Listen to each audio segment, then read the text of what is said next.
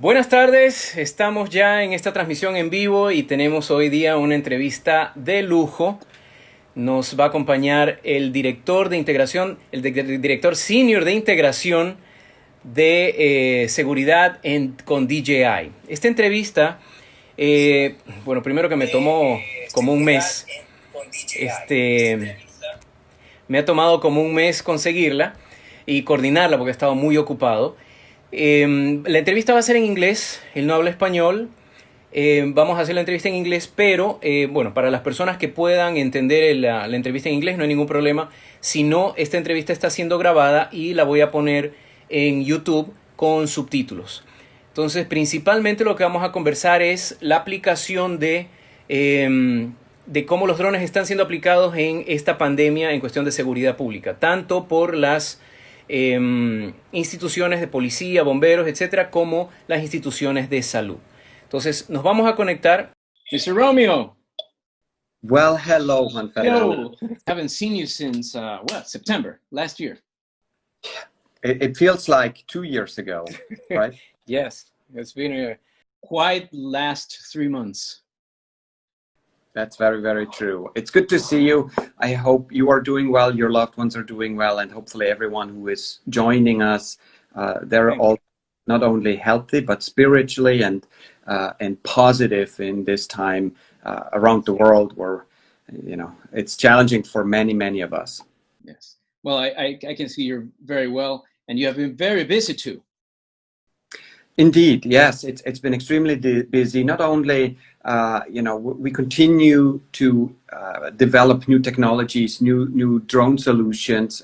Just as we yesterday released our flagship Matrice 300 platform, but we also put together a disaster relief program that has been deployed here in the United States to help public safety agencies with additional tools to help with COVID-19 operations. And so we're learning a lot. Okay, so I'm going to do a small presentation of our special guest this afternoon. So, okay. Well, Mr. Romeo, our guest today, was from a very young age obsessed with high-speed activities, as you can see. And here too. No wonder some years later, he ended up working with rocket propulsion at NASA. But then he traded propulsions, as one time I mentioned, propulsions for propellers, as the leader of education at DJI.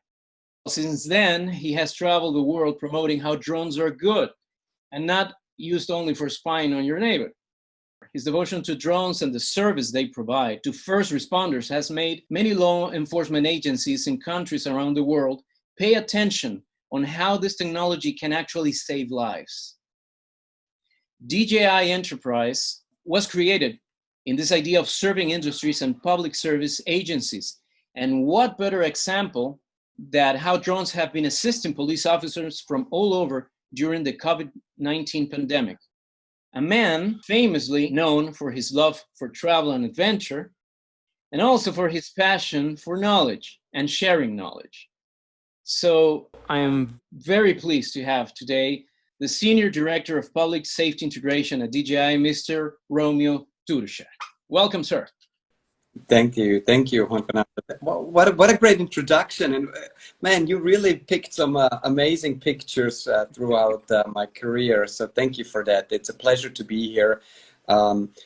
Thank you for making this time available to talk about important topics, but also for making it in English, because my Spanish would not be nearly as good to cover these very technical topics. So thank you.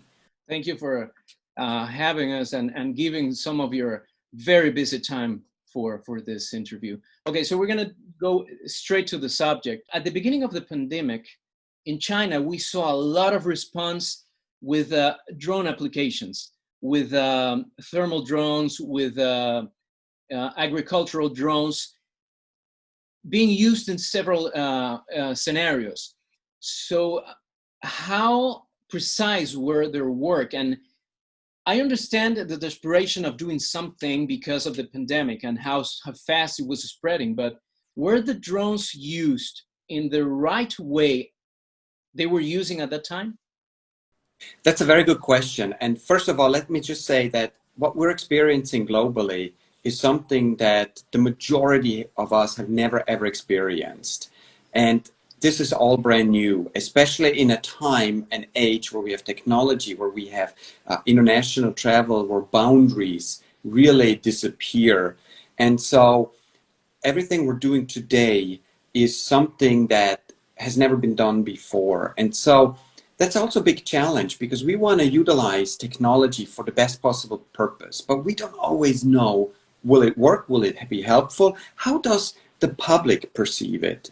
And so when in Asian countries, in the early days of COVID-19, new technologies were integrated, there was zero knowledge, because we had never used drones for to fight a pandemic.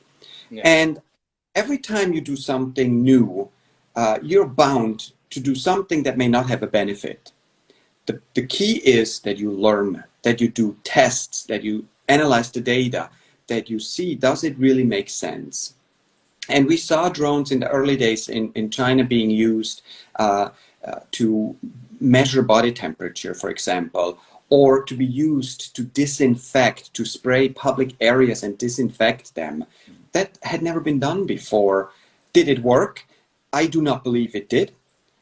We do not have enough validated data to say it is possible. Now, there's also a big cultural differences between different regions around the globe.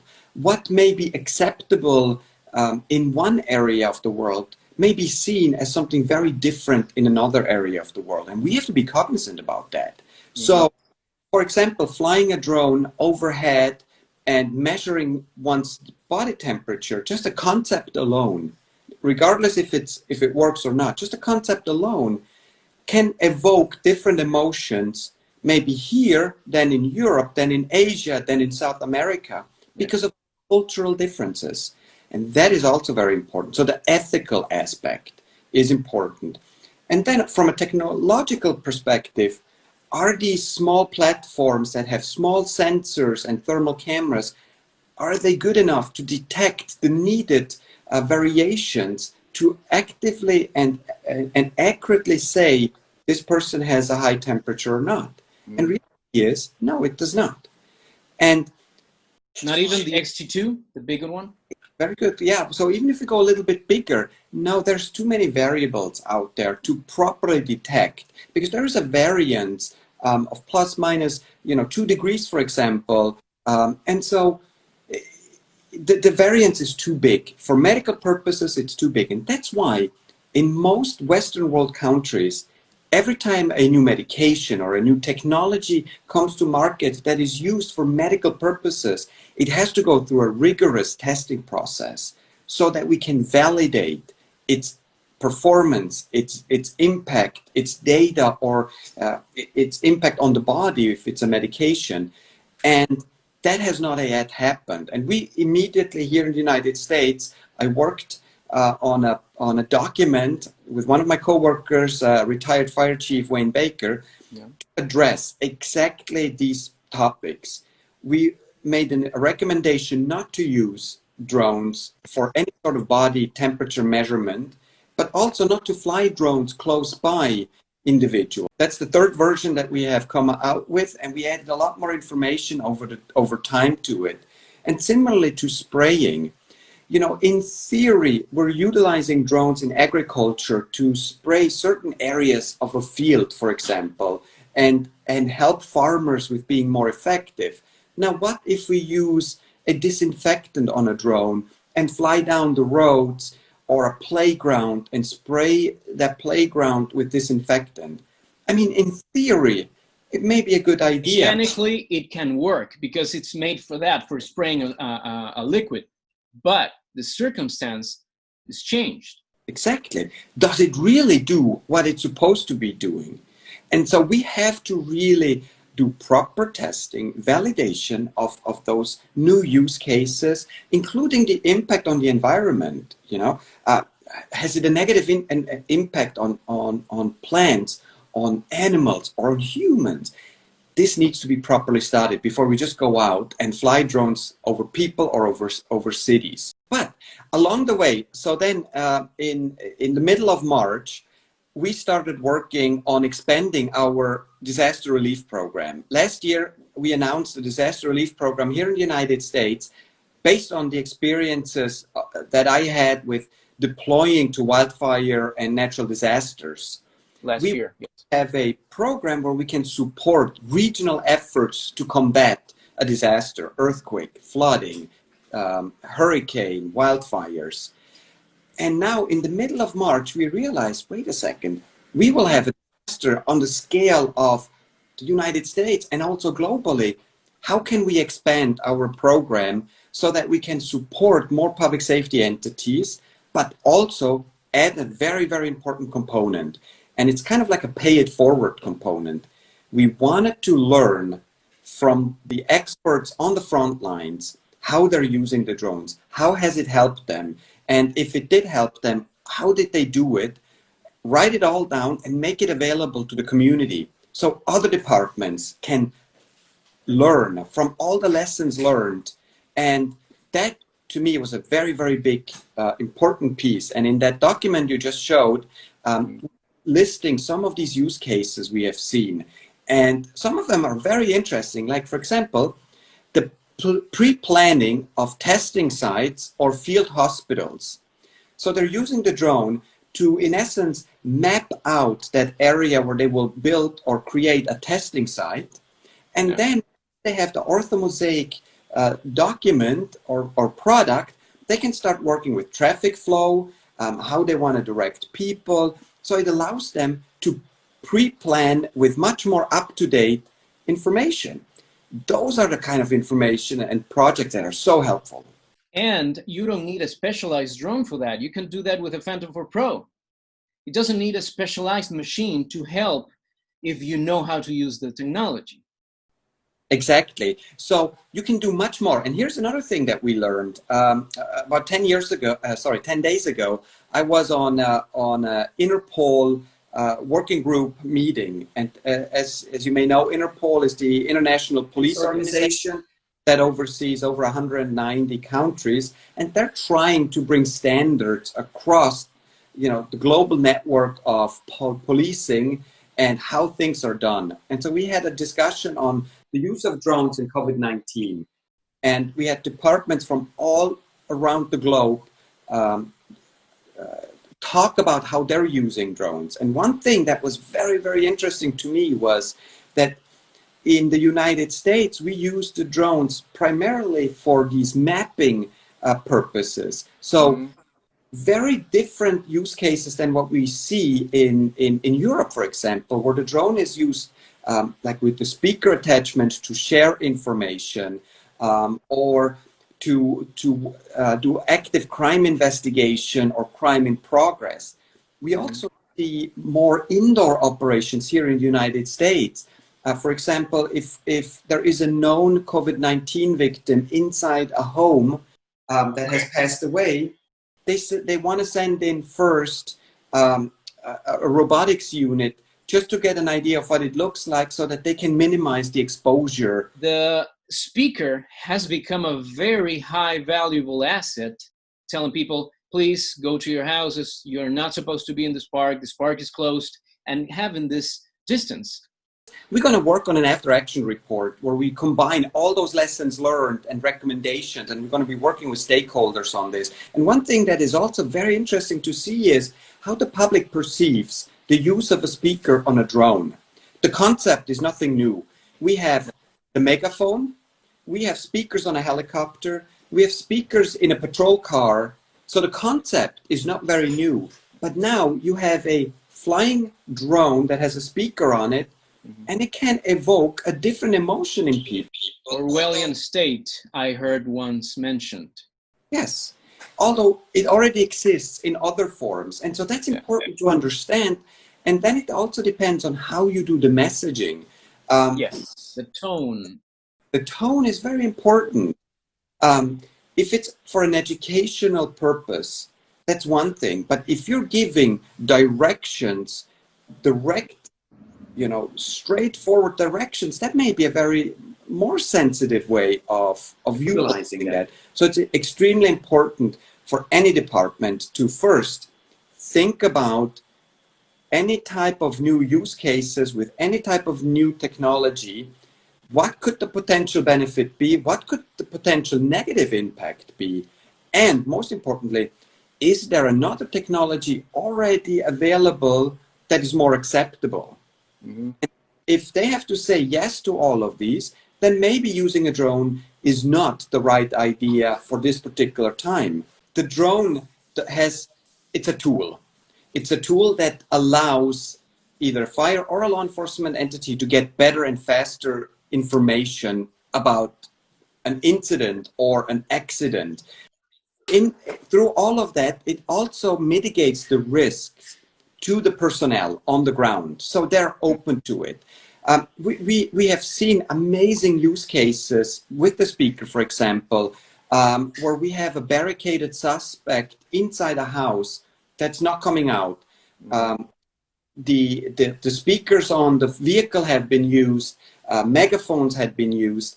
But once they utilized the drone with the speaker and they were able to go to every window, in front of the window, play the message, it just made the suspect to be more, this is really important that I now start listening to this, because they're trying everything possible to make this safe solution to get to a point of a safe ending. And that's the key.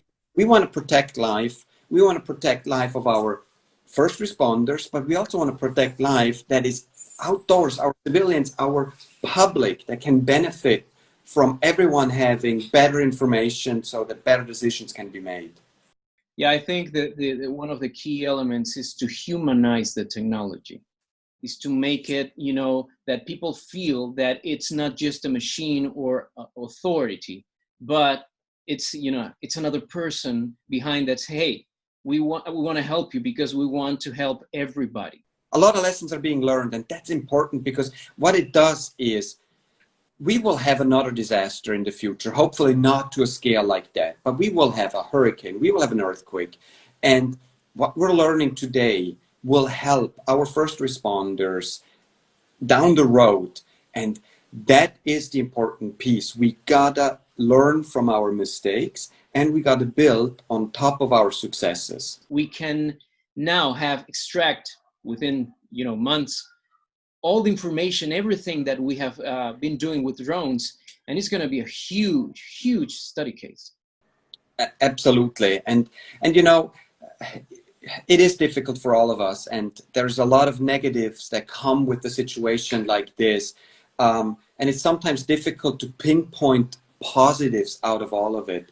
And I sometimes have to remind myself to also look at the positive of all of this. And the one thing I'm worried about is that once we get over this COVID-19, which will happen, it may not happen as fast as we want to, but someday we will get over all of this, that we forget about all the good things that we learned, and we're going to go back to the way we did things before. That's one of my biggest concerns, and that's why I'm going to push very hard on creating this after action report of all of the drone lessons learned during COVID-19, so that we can improve as an industry and as a community. I've seen in this report a drone with the Mavic with a cup, dropping things, small things. It could be an addition for the next version of the Mavic Enterprise. Absolutely. And look, the regulatory framework is still being worked on to utilize drones in much bigger and better capacity, so that they can properly deliver equipment in a safe and fashionable way. But in disaster areas, you maybe have somebody trapped somewhere, and you need to bring a radio to them so you can communicate. Medicine. Anything. So just having the ability to fly something to a difficult to get area and drop it, even if it's only saving 10 minutes, those 10 minutes can be life-saving for that person that is stranded or trapped. Yes. So yes, absolutely. And we're seeing some very interesting use cases that drone is delivering, medication to people and just dropping it off on the front door so that people don't have to walk up. So we're learning. Now, one thing that's very nice about public safety is they're very creative. They have oftentimes very difficult problems that they need to solve, and they find some tool to fix or solve that problem. And oftentimes it's a drone. Now, we have to be also careful because we have to understand that the drone does not solve every problem. Yes. Now, which one is, out of everything that you have been doing, webinars for the last month, and everything that you have, all the information that you get, and knowing all the products that are being developed, what is your biggest hope in advancing technology, and the biggest frustration that you would like to be solved? Oh, there are many, but that's a really good question. Look, obviously, anytime you introduce new technology to society, there are always concerns, and that has always been that way. I mean, if we look back, I loved spending almost 13 years working on NASA space missions. But if we even go further back, when airplanes were, a topic, even the radio, there was always a concern about it will do this, it may harm our health. The idea of space travel, they were afraid that if you go in a rocket and you launch to space, your eyes would pop out, so we can't do that. There's always concerns because of the unknown. The unknown sometimes can be our biggest breaker.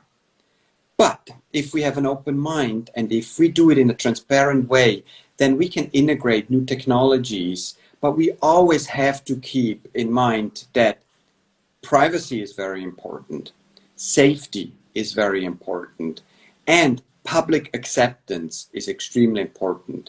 So socialize the technology. We gotta do it in a smart way that people can say, you know what?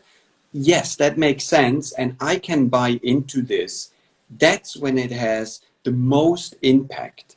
So it takes the likes of yours that goes out and helps educate not only operators of this new technology, in this case drones, but the public, media, even our lawmakers. Our lawmakers, they can't know everything into every little detail.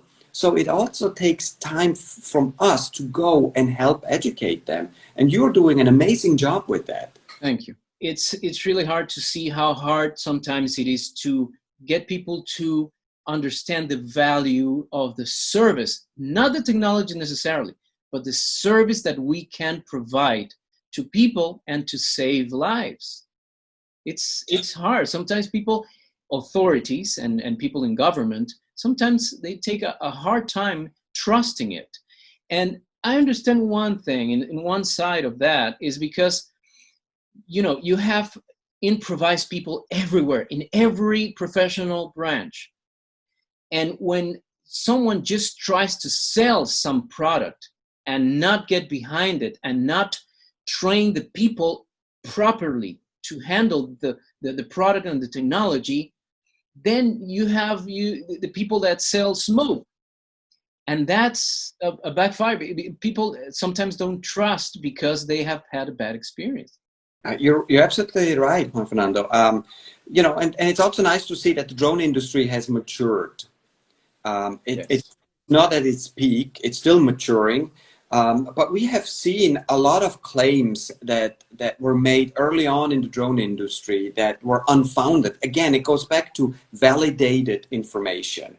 If you make a claim that my solution is doing a job, 200% faster, well, then where's the data behind all of this? If you just make that up, it's hard to believe, or it's too good to be true.